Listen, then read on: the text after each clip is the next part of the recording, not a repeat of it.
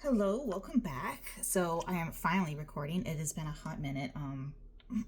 Just doing lots of stuff at the house. We're finally going to confirm that it is going to be listed and put on for sale this week, so we can get ready for our move in a couple months. So just a lot of changes that have just really kept me away from the camera, even though I've still been doing makeup and doing really good on my no pan left behind challenge.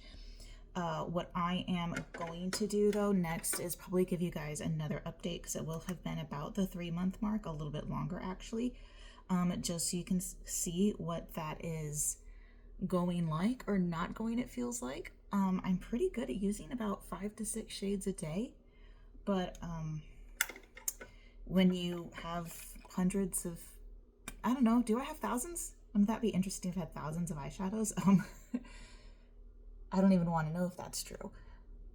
It kind of adds up, and how long it's taken me to go through the no pan low behind challenge. It's taken me a lot longer than I thought. In other nudes, I did shop the Sephora sale and I got a whole bunch of cool products that I'm going to be reviewing. Well, I say that like I will. It's always in my head to do it, and then I actually don't. But I might. But one of the things that I've been using is this primer from One Size, the Oil Sucker, and it is phenomenal. I ran out of Glow Recipe and they're out of stock. So I tried this new one and I'm really glad I did. It's definitely been something great. And I think I'm going to use my One Size foundation just to like match up and give it a good glow. Or a matte, because I'm a matte girly. I'm not going to give myself any glow. So that's kind of what's been up with me the last couple of weeks, just doing a lot of coaching and doing a lot of schoolwork and just trying to don't all need to do to survive and get by in the world. It's been a pretty cool week. I won a $500 sweepstake, so I'm trying to decide what to do with that. And honestly, I'm such a boring person. I'm like, well, I haven't put anything into my retirement fund this year because I don't have a stable job yet. I'm still freelancing, so like maybe I'll do that. But I'm so boring. I know a lot of you are like, buy eyeshadows, and I'm like, no, because that would be like 5 palettes and then I'd be done. So there's like no way I can do that. But I do still need to like budget out, and like there's a couple of releases that I do kind of want. I bought the ABH Haze palette. It's kind of a boring color story, but this is my style of neutrals. That little pop of blue and very cool tones, like very ethereal. For me, that's exactly the style of neutral that I wear when I wear neutrals. So I'm still working through all that stuff. I guess what actually excites me about getting to sit down and record today is I have something to talk about. I just don't have to talk about what comes to mind. There's actually kind of like let's call it what it is. Let's call it a controversy right now in the therapy space with Therapy Jeff. And to be fair, he took down the video before I could see it, so I haven't seen the video. I'm responding to similar videos and other work that I've seen by him. I do follow him as well as the other creators who are disappointed in his work. So this is actually not going to be a reaction video to that video or criticism of what they say, because there's truth almost always behind people's intent. Well, okay, I shouldn't say always, but it's very frequently it's with people who have good intentions. If you can find the vantage point in which they're saying to be justified, even if it's not true or if it's misleading. And so one of the things that like I kind of want to mention is we with especially with like the big news about the Rape Academy and things like that, is the dialogue is not necessarily helpful to condemn people like the men who predominantly men who mostly men, it's mostly men, who are visiting that site.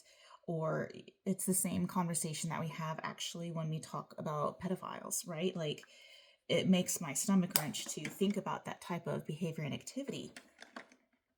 But that doesn't mean that we then shun those people and outcast them and get them out of society if they haven't committed a crime. Like, by definition, if you are in a counseling center, you're one of the few people who are willing to speak about those issues, and you need to have a forum where you can feel space, have a safe space to talk about those issues. So when people say the problem is we're talking about these issues, and someone says, the problem is that we're not, how can they both be right? And I think the answer is we are talking about the issues, in the manosphere, and giving people platforms who should not have platforms. They are worsening the crisis. They are talking about it in ways that aren't helpful. They are uneducated. And then you have people saying, no, we need to talk about this more. We need to get people into therapy. People should be able to have hotlines, whatever their argument is. And you can attack that from a pragmatic angle, like why that would or would not be successful, or why that would or would not work. But to then say, oh, well, the problem is he's talking about it. No, that just further isolates those people. It further keeps them out of society. I am going to go out on a limb here and say it should not be a shocking limb in the mental health space to say that you need to provide people a freedom to present themselves as they authentically are. You will never have an opportunity to address someone who is not willing to have that conversation with you. And I just don't think that's rocket science. So when someone says, hey, I have, rape fantasies, where else are they going to go if they can't go to a mental health professional? Well, the answer is they are going to people without qualifications who are saying some very inappropriate things. And the inappropriate thing that they are saying is not, hey, let's have a discussion. That is not the inappropriate thing.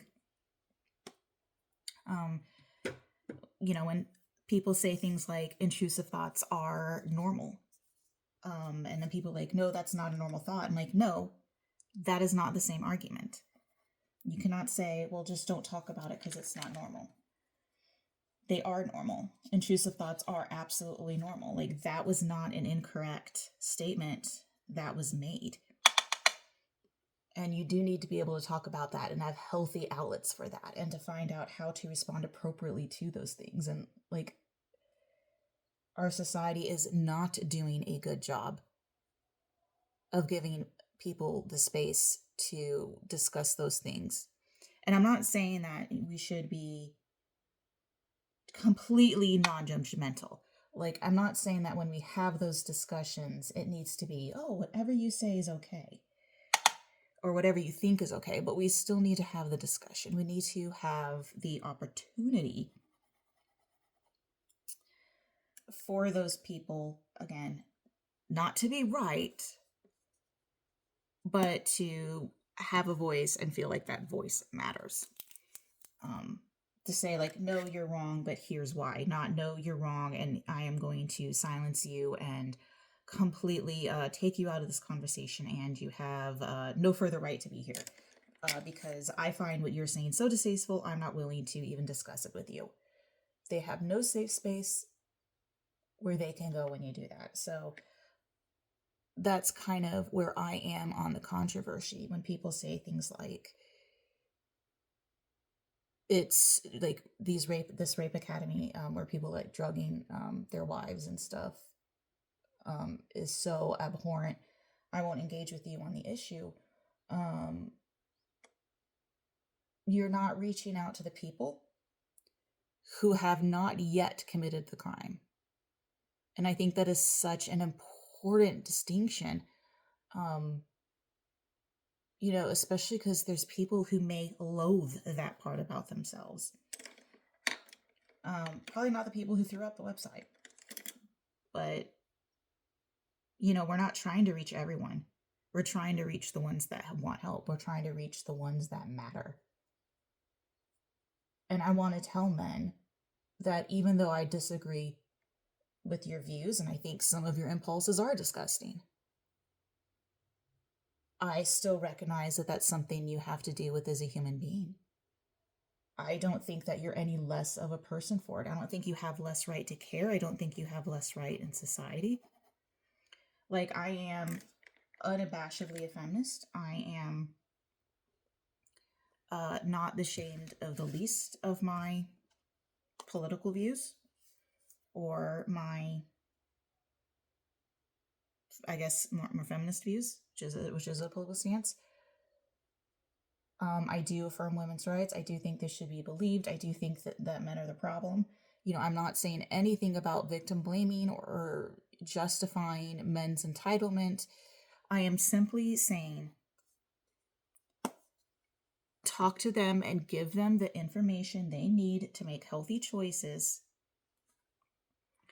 or you will be forcing them to get the information or to get their impulses off or to go to resources that are not helpful and do not support women's rights.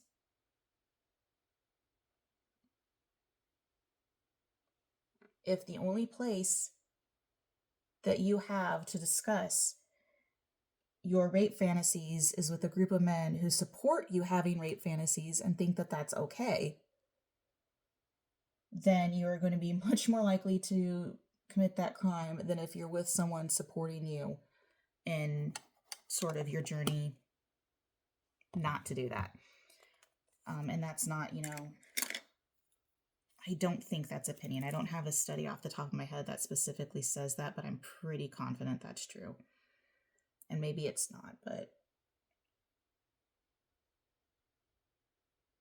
like, we are talking about it in all the wrong ways, and then we are not talking about it in the right ways that need to be said.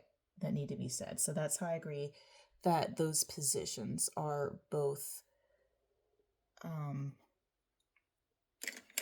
true and untrue at the same time. And again, I don't think we should silence people who say, like, hey, this is normal or this is not normal, because we do need to normalize those thoughts. The thoughts are normal, acting on them is not. And I've had intrusive thoughts before, and that's exactly what they are. Is they are intrusive. They are not desired. And you do not control them. That's what makes them intrusive. So let's reach out to men and talk about, the medical differentiation between, what is happening and what you control of, and what is biological and what is not biological, and what is your privilege and entitlement. And I think once we're able to acknowledge men in one area, and provide kind of some, where's it going? Is it gone? I guess it's gone. Once we can acknowledge, what am I trying to say? Not acknowledge, but like give them truth. Get rid of this idea that, oh, it's a need, you have a drive, you're entitled for it, you're lonely, women don't want you. Once we get rid of that dialogue, then we can actually meet somewhere and say, but your feelings are valid. You are allowed to have feelings. What you're not allowed to do is to act on those feelings and shame, harass, or criminally offend against those other women. We can say, yes, you had a rape fantasy. Now, what do you want to do about that? Do you want to commit a rape? Okay, well, then we're going to go to jail. And there's not a lot of people, including myself, who are going to go out to save you. But if you're there in conversation and you're like, no, I was horrified by it, it shocked me, then we have a place to work together. So it's just this idea of like,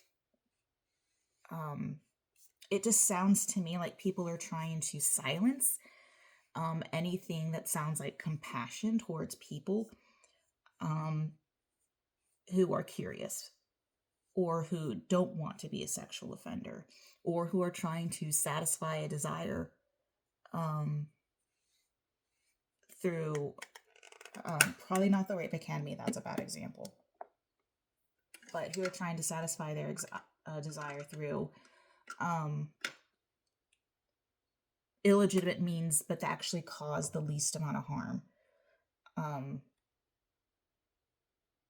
and it takes reaching out to those individuals. So all that is just to try to say, you don't fight fire with fire. You fight it with love and compassion. You fight it by listening to voices, and you can still be very, very, very, very adamantly opposed to what those people espouse. You can still be against child pornography, human trafficking, um, any of those things. It doesn't make you a bad person, though, to sit down and say, okay, how did this happen? Maybe even just from a research perspective of, okay, how do I make sure that this doesn't happen again? Even if you can't reach out to that person, maybe you can reach out to the person that follows. Maybe you can understand a little bit about the environment that people are growing up in. Maybe you can understand the personal motives.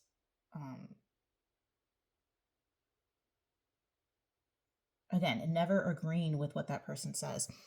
So it is a little bit disheartening. Again, I don't know exactly what was said sometimes. Sometimes when you put things in context, the thing that was said actually gets a little bit worse and not a little bit better. And I think we all need to acknowledge that there are always ways to cross the line.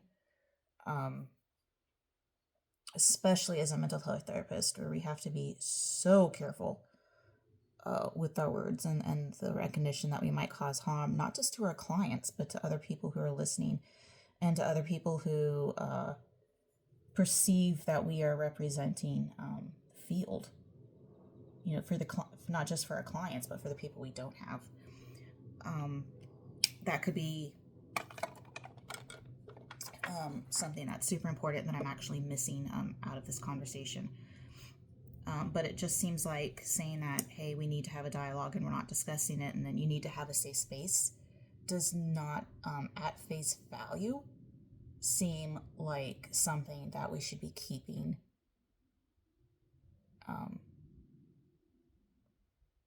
out of the mental health field. That did not come across as something unprofessional to say. Now, there are some other red flags, and there's always, with any particular conversation, and there's people's character that are under attack, so there's always a little bit of drama in that regard. But again, just based on that line alone, the line alone that we're not talking about it enough, I actually kind of agree. We are not talking about it in a way that is helpful to discourse, and all the people that are trying to, cancel based on that alone. Again, not that there aren't plenty of reasons, in this debate otherwise, aren't, they're contributing. And they're contributing to the problem. That's something that would be, again, as someone who has gone through that history of abuse myself, has been in some very, very scary situations regarding sexual assault. I've worked with multiple individuals as well who have been victims of sexual assault, both as adults and as children. Yeah, I would do anything to make that stop, and that includes reaching out to the perpetrators, because it is a men's problem. And if you cannot help those men who are committing it and who are the criminals, then you're treating it like a women's issue. If you only reach out to victims, you're doing it for yourself because you feel good about helping someone else out, because it's where your empathy goes, but you're not actually, you could be contributing even more. You could be leveraging your skills and your experiences and your empathy even more by reaching out to the criminals and taking a more preventative and proactive stance. Because I would rather work, with someone who comes in and they're like, hey, I'm attracted to kids, what do I do? I would rather work with that individual and prevent one kid from being assaulted than, work with 100 survivors of CSA. Like, I just would, but that would be a lot more challenging. You have to cover your own revulsion. You have to do work on yourself to make sure that you're ready for that as a counselor. And if you're not a counselor, I mean, I totally get, since most people aren't, the fact that you feel that you would be personally unprepared to extend um, that amount of emotional labor for a person you absolutely detest. But that's our job as counselors. Our job is to expend emotional labor on behalf of people who we do not necessarily feel empathy for. So, like, if you're all like pro women and pro women's rights, and oh, this guy's not a safe space for women, and oh, he's wanting to talk to men about intrusive thoughts, and he's justifying it, and he's saying men have needs, like, take a step back and ask yourself, like, what have you done? This is the crookedest liner I've done in my mouth in a while. I was talking the entire time. Take a step back and ask yourself, what have you done to engage with that audience? Have you had the conversations with them? Have you sat down and helped them fight those urges? Did you actually sit down, and do you even know the difference between a drive and a want? Like, do you actually know? Do you know well enough to even have that conversation with someone? If the answer is not, then you're really just in the game to make yourself feel good. You're in the game to help women because it makes you feel good. But you're not actually sacrificing anything of yourself or getting discomforted in any way if you're not prepared to reach out and make yourself a little bit uncomfortable. Helping victims is the easy part. Helping violent men, that's a lot scarier and a lot more uncomfortable. And that's a space that we need to be able to tackle. Again, not speaking to the entirety of the video or his character as a person, but again, just speaking to the line that we're not talking about this enough is 100% true. We're not talking about this enough because it's still happening. And as long as sexual assault is still happening, we're not having enough discussions on it. Sorry for such a downer, but remember, beauty is on the inside. Bye.